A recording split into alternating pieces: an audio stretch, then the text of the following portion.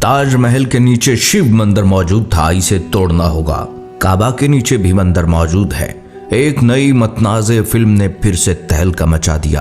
प्यारे दोस्तों, बॉलीवुड हिंदुस्तान की वो चमकती दमकती दुनिया जिसने ना सिर्फ पूरे बड़े सगीर के लोगों को अपने गीतों, कहानियों और अदाकारों का दीवाना बनाया, बल्कि कई नस्लों के दिलों पर राज किया।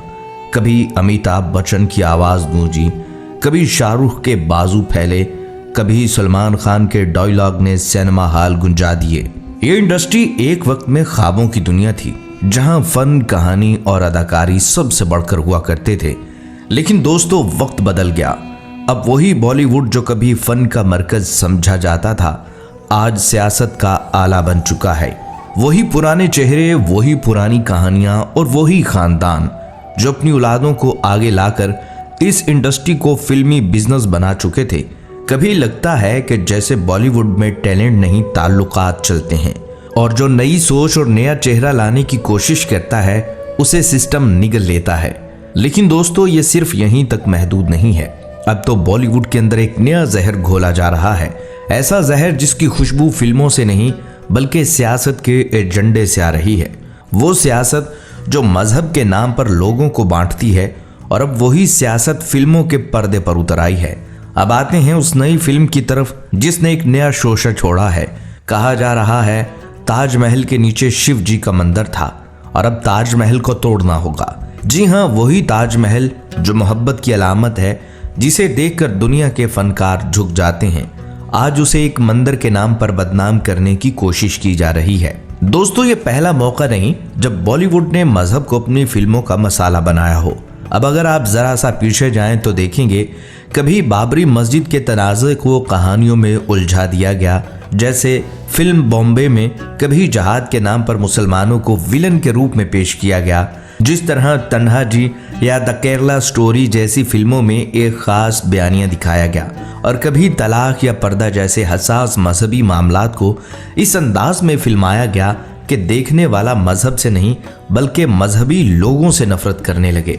फिल्म या रब और शूर्य जैसे प्रोजेक्ट्स में भी यही मजीद तासुर दिया गया कि मजहब एक खतरा है और मजहबी लोग एक मसला हैं। दोस्तों, यही बॉलीवुड जो कभी मोहब्बत, अमन और भाईचारे का पैगाम देता था, अब नफरत के बीज बोने लगा है।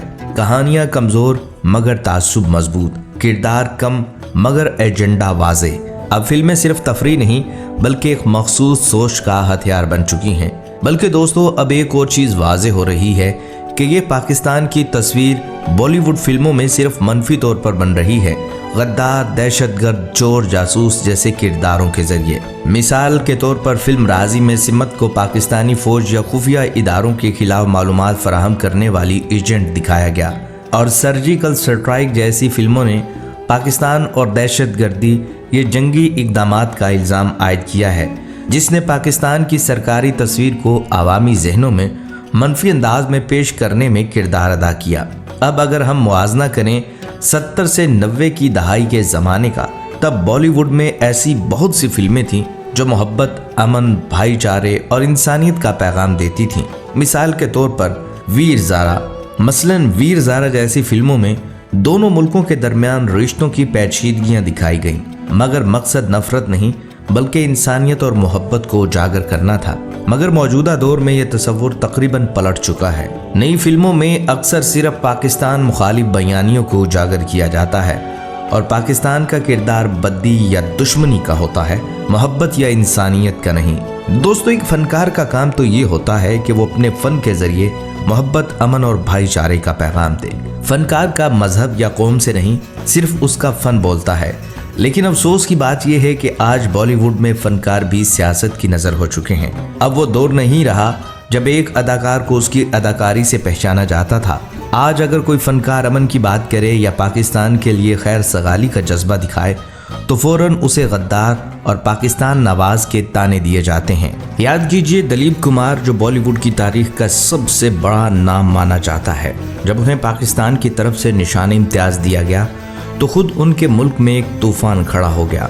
एक ऐसे फनकार को जिसने अपनी पूरी जिंदगी भारतीय सिनेमा के लिए वक्फ कर दी, सिर्फ इसलिए निशाना बनाया गया कि उसने मोहब्बत का इशारा सरहद के पार से कबूल किया। ऐसा ही हाल दूसरे अदाकारों के साथ भी हुआ, चाहे शाहरुख खान हो जिन्हें कई बार पाकिस्तान चले जाओ जैसे जुमले सुनने पड़े, या नसीरुद्दीन शाह जिन्होंने सिर्फ मजहबी अदम बर्दाश्त पर बात की तो उनके घर के बाहर नारे लगवा दिए गए।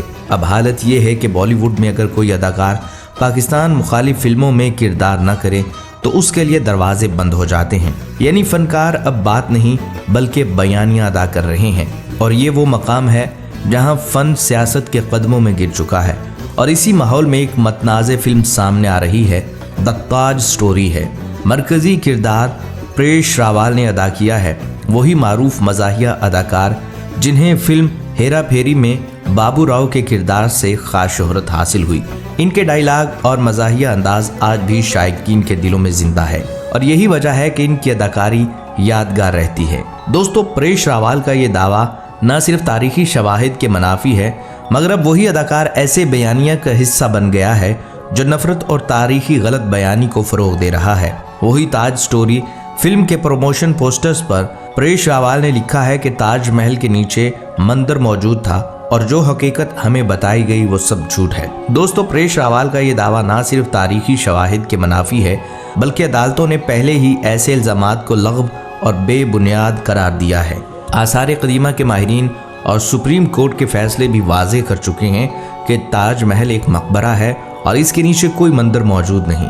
इससे पहले एक हिंदू तारीख दान PN औक ने भी ये दावा किया था, मगर अदालत ने इनके दावे को नॉनसेंस करार दिया और केस खारिज कर दिया। बल्कि PN औक ने यहाँ तक बढ़ाकर दावा किया कि बैतुल्ला की जगह भी पहले मंदिर मौजूद था जिसे गिराकर काबा की बुनियाद रखी गई। इस हिंदू तारीख दान के मुताबिक मुसलमानों की मुकद्दस किताबों में भी इस बात की निशानदेही मौजूद है कि इब्तदा में बैतुल्ला में बुत और मूर्तियां रखी गईं, जिन्हें नबी आखिर-उज़्ज़मा हज़रत मोहम्मद सल्लल्लाहु अलैहि वसल्लम ने तड़वा दिया था। लेकिन दोस्तों, ये तमाम दावे जज्बात और तारीख के हक़ाइक़ के मुनाफी हैं। कुरान करीम और इस्लामी तालीमात वाज़े करती हैं कि हज़रत आदम अलैहिस्सलाम को अल्लाह के हुक्म और हज़रत जिब्राइल अलैहिस्सलाम की रहनुमाई में काबा की बुनियाद रखने के लिए मुंतखब किया गया। हज़रत इब्राहीम अलैहिस्सलाम और हज़रत इस्माईल अलैहिस्सलाम ने भी इसी रहनुमाई के तहत बैतुल्लाह की तामीर की। बाद में मुशरिकीन ने बुत रखे, मगर अल्लाह के नबियों ने इसे शिर्क और बुत परस्ती से पाक किया। ये वाज़े फ़र्क है हकीकत और झूठ के दरमियान। दोस्तों, परेश रावल जैसे मशहूर फनकार का तारीखी शवाहिद के मुनाफी दावा करना और PN औक जैसे मतनाज़ा तारीख दान के बयानिए को उजागर करना अवाम में गलत फहमी और नफरत फैलाने का सबब बनता है। एक फनकार का असल मकाम ये नहीं कि वो मज़ाहिया किरदारों से मशहूर होकर मजहबी और तारीखी झूठ को फ़रोग दे, बल्कि ये कि वो अपने फ़न और सकाफ़ती वरसे को सही अंदाज में आवाम के सामने पेश करे। दिलचस्प बात यह है कि 2017 में जब ताजमहल के हवाले से केस आया तब परेश रावल इस हक में थे और उन्होंने कहा था कि ये आलमी सतह पर मोहब्बत की अलामत है और इसे मिटाना गलत होगा। लेकिन आज चंद साल बाद वही फनकार इसके मुखालिफ बयानिए का हिस्सा बन चुके हैं और दावा कर रहे हैं कि ताजमहल के नीचे मंदिर मौजूद था। दोस्तों, याद रखें, ताजमहल सिर्फ फन का नमूना नहीं बल्कि हिंदुस्तान की मईशत के लिए कीमती असासा है। सालाना लाखों से दुनिया भर से इसके हुस्न को देखने आते हैं, जिससे भारत को करोड़ों डॉलर का फायदा हासिल होता है। अगर इस तारीखी और सकाफती विरसे को नुकसान पहुंचाया या तोड़ा गया तो ये ना सिर्फ फन सकाफत का नुकसान होगा बल्कि मुल्क की इक्तसादियात और आलमी साख पर भी असर पड़ेगा। यानी ताजमहल की हिफाजत सिर्फ तारीख की नहीं बल्कि हिंदुस्तान की तरक्की और आलमी शनाख्त के लिए भी ज़रूरी है। तो दोस्तों, आपको ये वीडियो कैसी लगी? नीचे कमेंट सेक्शन में अपनी राय का इजहार ज़रूर कीजिएगा।